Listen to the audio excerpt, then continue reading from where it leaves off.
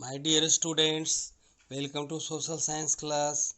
In last class we discussed Janpadas, Mahajanpadas and important rulers.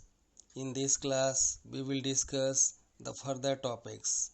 Let us start with administration. The king was the supreme head of the state. He became very strong and enjoyed vast powers. He was also the head of the army and led the wars.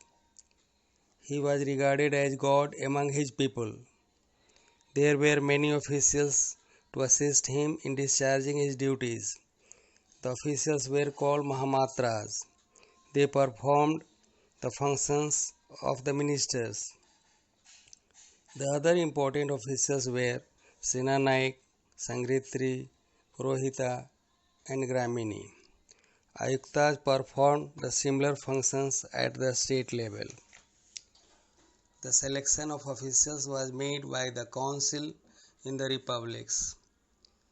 The ministers played very important role in the administration.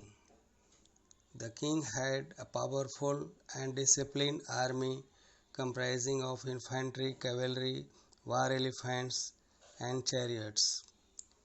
Social condition. The society was based on Varna system, that is Brahmins, Kshatriyas, Vaishyas and Sudras, which formed the foundation of the society. The Kshatriyas were considered better than the Brahmins. Vaisyas were called Grihapatis who followed agriculture, cattle rearing and trade. The duty of Sudras was to serve the other three classes of the people. The Varna were based on birth and not on work. The family was considered to be an important unit of the society. The women occupied a prestigious place in the society. They studied Vedas and their education was given importance. There were perhaps some tribes which were considered untouchables. Religion.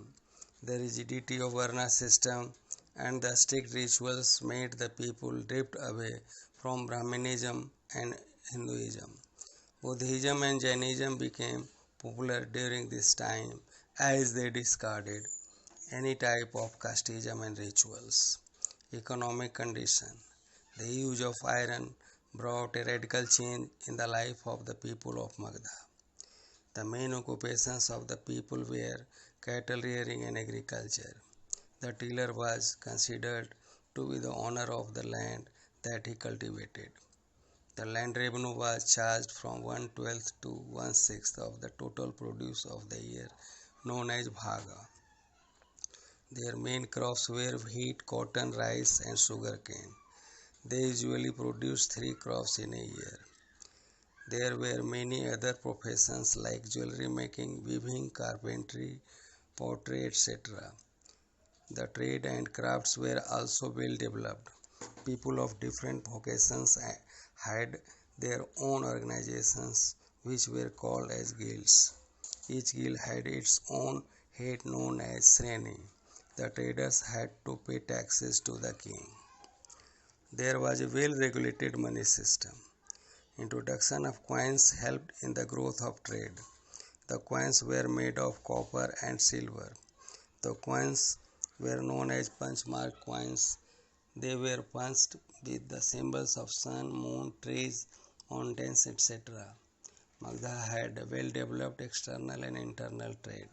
Some of the important towns and large towns during this period were Champa, Rajgriha, Sravasti, Kaushambi, Varanasi, Vaisali, Mithila, Ayodhya, Ujjaini, etc.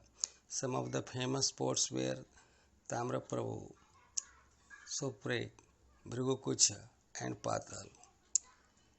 Magda, a successful empire.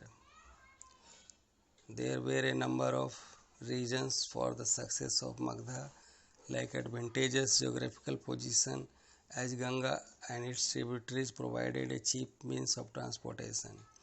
Agriculture was widespread and productive. Besides iron, mines were in abundance for tools and weapons. Elephants, an important component of military, were found in the forest of the empire. It had two capitals, Rajgiriha and Patliputra, headed by efficient and far-sighted rulers like Bimbisara and Ajatasattu.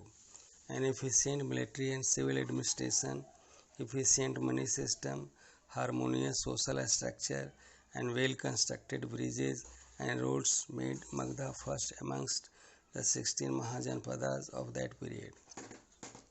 Children, now you will be given some questions. I hope you will answer them very easily.